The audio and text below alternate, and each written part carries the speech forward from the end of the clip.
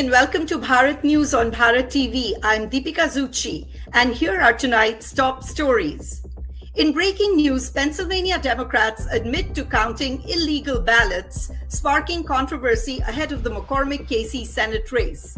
In local news, Indian Americans push for sanctions against Bangladesh. The DOJ investigates potential Trump-led revenge prosecutions, and Trump tests his tariff authority while proposing crypto tax cuts. Meanwhile, an armed rideshare service launches in Texas, sparking debates about safety and innovation. In Indian news, PM Modi embarks on a 5-day international tour to foster global partnerships. Amit Shah reviews the escalating Manipur violence, and Delhi politics see a major reshuffle with Kailash Gehlot's resignation and Anil Jha's surprising move to Aam Aadmi Party. Finally, in international news, Russia unleashes a massive assault on Ukraine's energy infrastructure, intensifying the conflict as winter looms. Let's dive into the details. In breaking news, Pennsylvania Democrats admit to counting illegal ballots. The McCormick-Casey Senate race has taken a controversial turn after Pennsylvania Democrats admitted to counting illegal ballots. This revelation has drawn sharp criticism from Republicans, who are demanding immediate oversight reforms.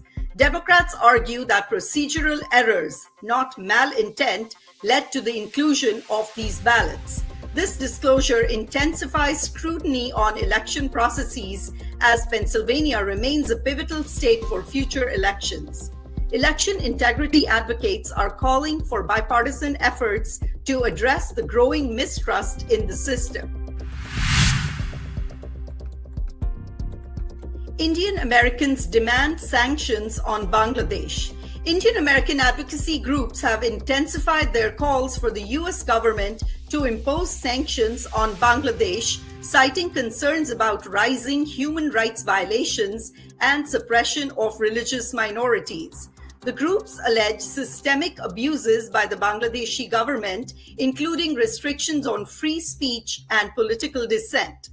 The Trump administration is under pressure to respond as these issues gain traction among human rights organizations. DOJ investigates potential Trump revenge prosecutions. The Department of Justice has reached out to lawyers to examine allegations of potential revenge prosecutions being considered by Trump's allies. These prosecutions allegedly target political adversaries and critics.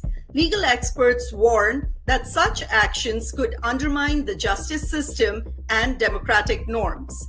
Trump's representatives have dismissed these concerns, framing them as partisan attacks. Trump's sweeping tariff plans and crypto tax cuts. Donald Trump's proposal to impose sweeping tariffs and exempt US-made cryptocurrencies from taxes has sparked widespread debate. The tariff plan, aimed at boosting American manufacturing, faces legal challenges as critics question Trump's authority to implement it without congressional approval. On the crypto front, Trump's focus on tax exemptions for US-based tokens seeks to position America as a leader in blockchain innovation. Economists are divided, with some praising the bold measures while others cautioning against potential economic fallout. Armed rideshare service launched in Texas.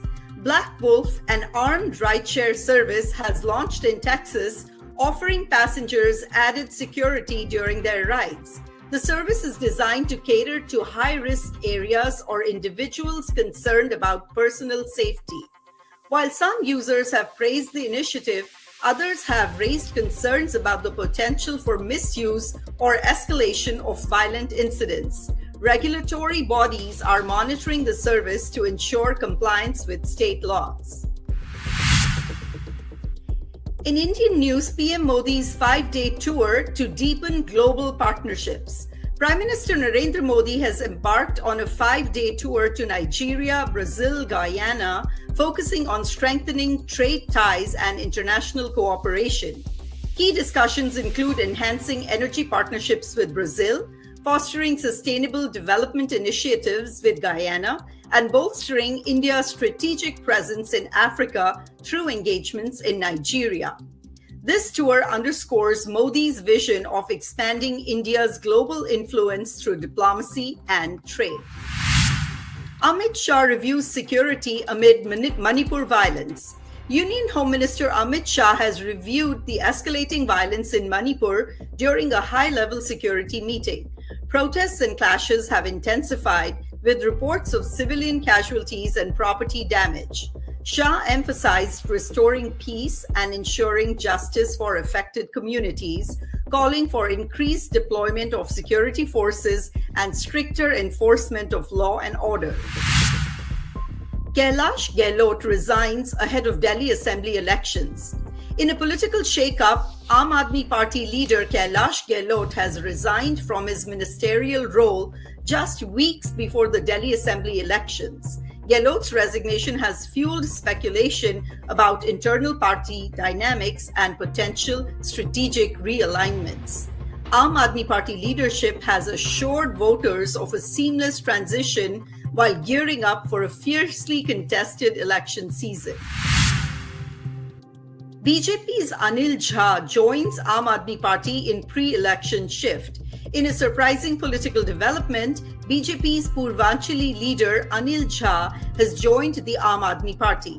This move is seen as AAP's effort to consolidate support among Purvanchali voters, a key demographic in Delhi. Shah's shift has drawn criticism from BJP leaders who view it as opportunistic, while AAP claims it reflects their growing appeal across communities. In international news, Russia targets Ukraine's energy grid in massive assault. Russia has launched an extensive attack on Ukraine's energy infrastructure, crippling power supplies across several regions. This assault comes as winter sets in, exacerbating humanitarian challenges and straining Ukraine's resilience. Ukrainian authorities are working to restore critical infrastructure while preparing for potential future strikes. Analysts believe this attack is a calculated move by Russia to pressure Ukraine into negotiations by targeting civilian infrastructure. And that's all for today's news on Bharat TV. For more updates on these and other stories, visit our website or follow us on social media. I'm Deepika Zucchi, and we'll see you next time.